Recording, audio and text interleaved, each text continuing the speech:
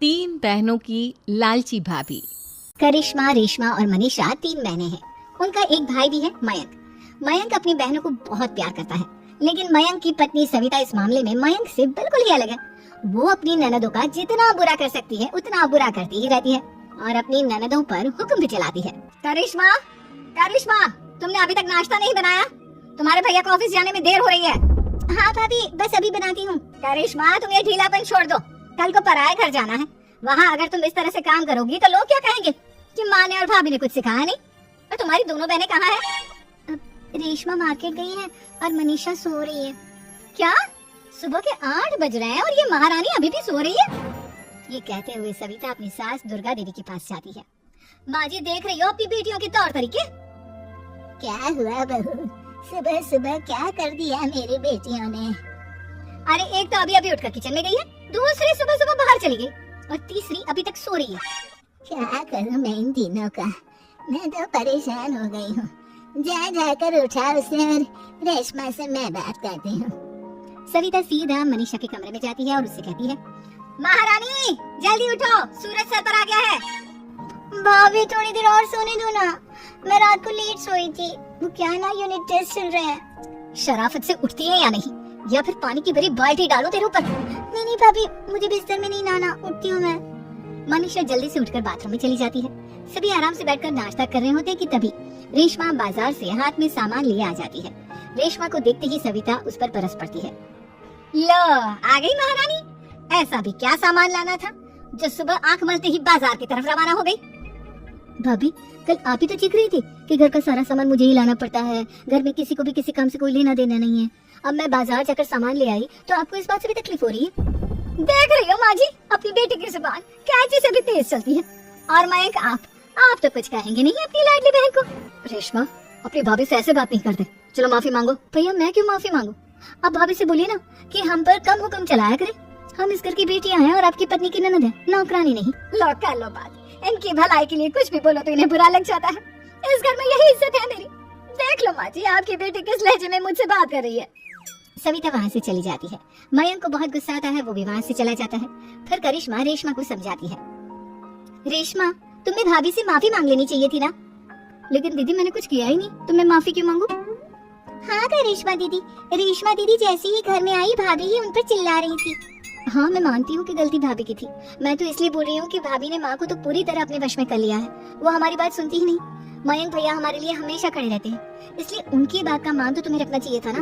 कोई फायदा नहीं दीदी, कुछ दिनों की बात और है, भाभी उन्हें भी हमारे खिलाफ भड़का देंगी। फिर वो भी माँ की तरह हमारी किसी बात का विश्वास नहीं करेंगे। इसी तरह सविता अपनी तीनों ननदों को किसी न किसी बात पर परेशान करती रहती थी। एक दिन मयंक अपनी तीनों बहनों के लिए गिफ्ट लाया। करिश्मा, ये तुम्हारे लिए हार का सेट। रेशमा, तुम्हारे लिए सुंदर सी ड्रेस। और मनीषा, तुम्हें किताबें पसंद है ना, तुम्हारे लिए किताबें लाया हूँ। थैंक यू भैया, थैंक यू भैया, थैंक यू भैया। करिश्मा, तुम्हारा नेकलेस कितना सुंदर है, ये भैया कहाँ से ले आए होंगे? मैंने भैया को 3 दिन पहले फोन पर ये डिजाइन दिखाया था और आज भैया ये ले आए। सविता तो अपनी ननदों की गिफ्ट्स देखकर जल गई और करिश्मा का नेकलेस तो उसे भी बहुत पसंद आया था। अपनी बहनों के लिए कितना अच्छा नेकलेस लेकर आए हैं, मुझे कभी कोई गिफ्ट नहीं दिया। मैं आज ही ये हार चुरा लूंगी। रात में सविता करिश्मा का हार चुरा लेती है और इसी तरह उसे अपनी ननदों की जो भी चीज अच्छी लगती वो उसे मांगती नहीं, बल्कि रात के अंधेरे में चुरा लेती। इसी तरह दिन बीतते गए और सविता ने मयंक के दिल में भी उसकी बहनों के लिए नफरत पैदा कर दी। एक दिन मयंक ने करिश्मा और रेशमा के लिए रिश्ता देखा और ये बात उसके घर में सबको बताई। माँ, करिश्मा और रेशमा के लिए बहुत अच्छा रिश्ता आया है, वो लोग कल इन्हें देखने आ रहे हैं। आप और सविता मिलकर सारी तैयारी कर लेना। ये सुनकर करिश्मा और रेशमा खुश हो जाती हैं, लेकिन सविता सोचती है, अगर इन दोनों बहनों की शादी हो गई तो घर और बाहर का काम कौन करेगा? मनीषा तो एक नंबर की कामचोर है, उससे तो किसी बात की उम्मीद लगाना ही बेकार है। मुझे इस शादी को रोकना होगा। अगले दिन सभी लड़के वालों के स्वागत की तैयारी करने में लगे होते हैं। तभी मयंक अपनी बहनों से आकर कहता है, तैयार हो गई तुम दोनों? देखो, दोनों लड़के बहुत अच्छे हैं, मैं कोई कसर नहीं छोड़ना चाहता, इसलिए तुम उनके सामने अच्छे से बिहेव करना और अपनी भाभी से लड़ने मत लग जाना। करिश्मा, तुम वो नेकलेस पहन लो ना जो मैं तुम्हारे लिए लाया था। भैया, मैं बहुत देर से वो नेकलेस ढूंढ रही हूँ, लेकिन मुझे मिल ही नहीं रहा। क्या, तुमने नेकलेस खो दिया? तुम्हें पता भी है वो कितना महंगा था? तुम कोई काम ढंग से नहीं कर सकती। मयंक गुस्से में वहाँ से चला जाता है। थोड़ी देर बाद लड़के वाले भी आ जाते हैं। वो दोनों बहनों को पसंद कर लेते हैं और रिश्ता पक्का हो जाता है। लेकिन सविता के दिमाग में तो कुछ और ही खिचड़ी पक रही थी। वो पंडित जी के पास करिश्मा की कुंडली लेकर जाती है और उन्हें पैसे देकर करिश्मा की कुंडली बदलवा देती है। जब लड़के वालों के पास करिश्मा की कुंडली जाती है तो वो दुर्गा को फोन करते हैं। बहन जी, हमने करिश्मा की कुंडली अपने पंडित जी को दिखाई थी। आपकी बेटी की कुंडली नहीं बल्कि दोषों का पिटारा है। देखिए, मैं और मेरे पति इन सब बातों में बहुत विश्वास करते हैं, इसलिए हम आपकी बेटी से अपने बेटे की शादी नहीं करा सकते। इस तरह करिश्मा का रिश्ता टूट जाता है और सभी घर वालों को बहुत दुख होता है। अब कविता सोचती है, चलो करिश्मा का तो रिश्ता टूट गया, अब रेशमा का भी रिश्ता तोड़ना है। क्या करूं? अब सविता आवाज बदलकर किसी अननोन नंबर से रेशमा की होने वाले ससुराल में फोन करती है। हेलो, मैं कौन हूँ कौन नहीं ये आपके लिए जानना जरूरी नहीं, बस इतना सुन लो कि रेशमा का 2 साल से किसी के साथ अफेयर चल रहा है। बस रेशमा का रिश्ता तोड़वाने के लिए सविता का इतना कहना काफी था। अब रेशमा का भी रिश्ता टूट गया। मयंक और दुर्गा देवी ने रेशमा को खूब खरी खोटी सुनाई और उससे बार बार उस लड़के के बारे में पूछने लगे। आप दोनों मुझे क्यों परेशान कर रहे हो? अरे कोई लड़का होगा मेरी लाइफ में तो मैं बताऊंगी ना, जब कोई है ही नहीं तो कहाँ से लाऊं मैं कोई लड़का? तेरे होने वाले ससुराल वालों को फोन किसने किया था? माँ, मैं नहीं जानती किसने फोन किया था, मैं सच कह रही हूँ। मैं तो पहले ही कह रही थी इसकी लगाम खींच कर रखो, लेकिन मेरी सुनता ही कौन है? आप चुप रहिए भाभी, ये सब आपका ही किया धरा है।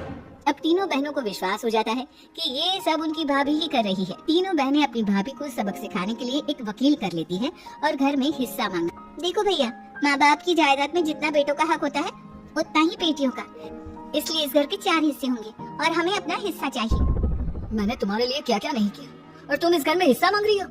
भैया, आप और माँ हम बहनों की कोई बात नहीं सुनते हो और भाभी हमारी शादी नहीं होने देगी क्योंकि उन्हें लगता है कि आप हमारी शादी में ज्यादा पैसा लगाओगे और उन्हें हम जैसे फ्री की नौकरानी कहाँ मिलेगी।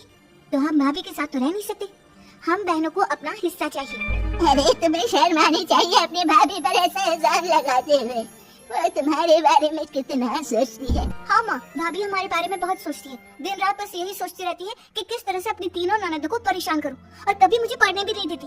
दोनों बहनों का रिश्ता भी तो इन्होंने ही तोड़वाया है और रात में हमारे कमरे में आकर हमारी चीजें भी चुराती हैं। इसी तरह सविता की तीनों ननदें अपनी बात पर अड़ी रही। अब कोर्ट में तारीख भी शुरू हो गई। जब सविता को लगा कि उसकी तीनों ननद इतनी आसानी से नहीं मानने वाली, तो उसने अपने पति और सास को सारी सच्चाई बता दी और अपनी तीनों ननद से माफी मांगी। मयंक और दुर्गा को भी अपनी गलती का एहसास हो गया। अब सविता खुद करिश्मा और रेशमा के लिए अच्छा रिश्ता ढूंढती है और उनकी शादी करवाती है।